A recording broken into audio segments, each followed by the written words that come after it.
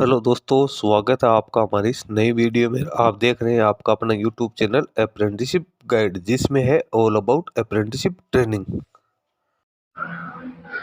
दोस्तों, आज की वीडियो में हम बात करेंगे भारत हेवी इलेक्ट्रॉनिक्स लिमिटेड है, जो गवर्नमेंट ऑफ इंडिया का एक एंटरप्राइज है जिसको भेल के नाम से जाना जाता है। इसके द्वारा निकाली गई अप्रेंटिस भर्ती के बारे में। जी हाँ दोस्तों, बेल की ओर से एक नोटिफिकेशन जारी किया गया है जिसमें अप्रेंटिस ट्रेनिंग के लिए कैंडिडेट से ऑनलाइन एप्लीकेशन फॉर्म्स है वो मांगे गए हैं। इसके एप्लीकेशन फॉर्म है वो कैंडिडेट है वो 24/6/2024 तक फिलअप कर सकता है। दोस्तों, इसमें आईटीआई के कई ट्रेड्स को मौका दिया गया है जो कि कैंडिडेट एप्लीकेशन फॉर्म भरने के लिए एलिजिबल माने गए। दोस्तों, सबसे पहले चलते हैं हम इसके ऑफिशियल डिटेल नोटिफिकेशन पे और चेक करते हैं सारा एलिजिबिलिटी क्राइटेरिया, सिलेक्शन प्रोसीजर और किस प्रकार से कैंडिडेट है इसका एप्लीकेशन फॉर्म सबमिट कर सकते हैं। सारी जानकारी इस वीडियो में आपको देखने को मिल जाएगी।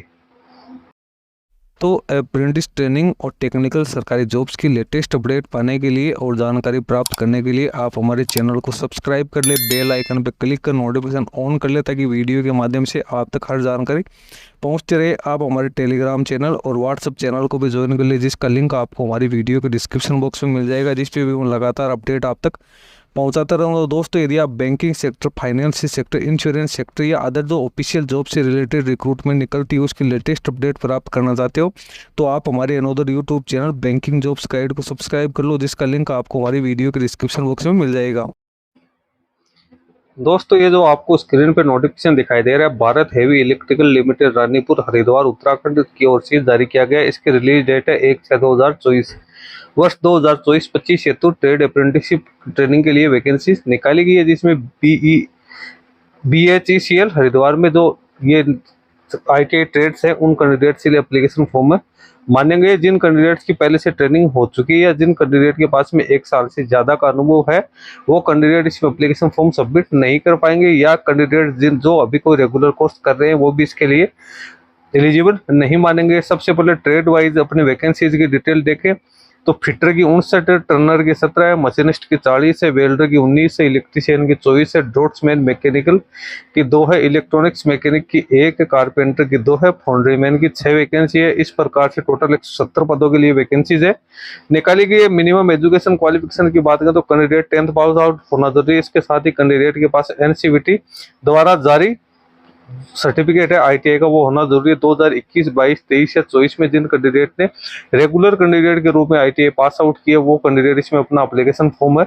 सबमिट कर सकते हैं। इसमें जनरल, EWS और OBC नॉन क्रिमिनल के कैंडिडेट के मिनिमम 65% मार्क्स होने जरूरी है, और अनुसूचित जाति जनजाति के कैंडिडेट के पास 60% मार्क्स वो होने जरूरी है। तो कैंडिडेट ये ध्यान रखें। नीचे फिर दिया हुआ है वेल्डर, इलेक्ट्रीशियन और इलेक्ट्रॉनिक्स मैकेनिक में ट्रेड में SCVT द्वारा मान्यता प्राप्त संस्थान से 2021, 22, 23 और 24 में ITI नियमित रूप से जिन कैंडिडेट ने करी कि 65%, 60% के साथ वो कैंडिडेट इसमें अपना एप्लीकेशन फॉर्म सबमिट कर सकते हैं। तो दोस्तों, इसमें आप देख सकते हो NCVT और SCVT के सर्टिफिकेट्स है वो मानेंगे, लेकिन वेल्डर, इलेक्ट्रीशियन, इलेक्ट्रॉनिक्स मैकेनिक के लिए ही सिर्फ SCVT का सर्टिफिकेट है वो यहाँ पे कंसीडर किया गया है। अब एज लिमिट की अपन बात करें तो सभी वर्गों के लिए जो मिनिमम एज है वो 18 वर्ष है, सामान्य श्रेणी के अभ्यर्थियों के लिए 27 वर्ष है, OBC नॉन क्रिमिनल के 30 वर्ष है और SC/ST के कैंडिडेट के लिए 32 वर्ष यहाँ पे है, और जो फिजिकल डिसेबल पर्सन है उनको 10 साल के अतिरिक्त छूट यहाँ पे दी जाएगी। स्टाइपेंड की बात करें तो अप्रेंटिस रूल्स के अकॉर्डिंग यहाँ पे कैंडिडेट को स्टाइपेंड का पेमेंट किया जाएगा।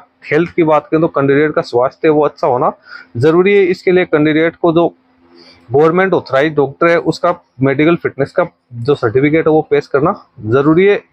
रिजर्वेशन की बात करें तो यहाँ पे कैंडिडेट को जो उत्तराखंड राज्य के अकॉर्डिंग जो SC/ST के कैंडिडेट है उनको यहाँ पे रिजर्वेशन भी प्रोवाइड किया गया है। इसके लिए कैंडिडेट को अपना कास्ट सर्टिफिकेट है पेश करना जरूरी है। OBC कैंडिडेट को OBC सर्टिफिकेट, EWS के कैंडिडेट को EWS के सर्टिफिकेट है वो पेश करना जरूरी है। इसके अलावा जो BHEL हरिद्वार के जो अभी वर्किंग जो कर्मचारी है, रिटायर्ड कर्मचारी है या डेथ जो एक एक्स कर्मचारी है, उन कैंडिडेट्स को भी यहाँ पे है वो छूट दी जाएगी। चयन प्रक्रिया में उत्तराखंड राज्य के अभ्यर्थियों को प्राथमिकता दी जाएगी, जिसके लिए उत्तराखंड का मूल निवास प्रमाण पत्र होना जरूरी है।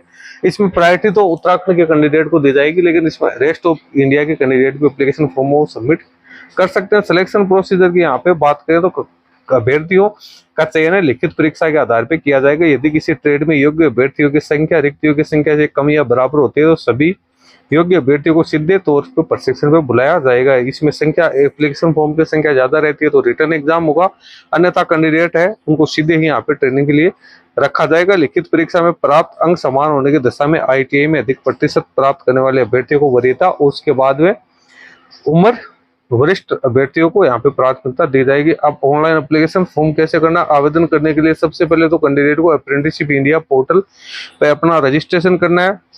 रजिस्ट्रेशन करते समय कैंडिडेट को अपनी KYC कंप्लीट करनी है, सारी जानकारी इसमें फिलअप करनी है। इंपॉर्टेंट अपडेट्स की बात करें तो अप्रेंटिसशिप पोर्टल पे पंजीकरण के दौरान निर्धारित दस्तावेजों का विवरण भरती आवश्यकता अनुसार इसे अपलोड करना जरूरी है। साथ ही पंजीकरण करते समय आधार संख्या सही होना जरूरी है।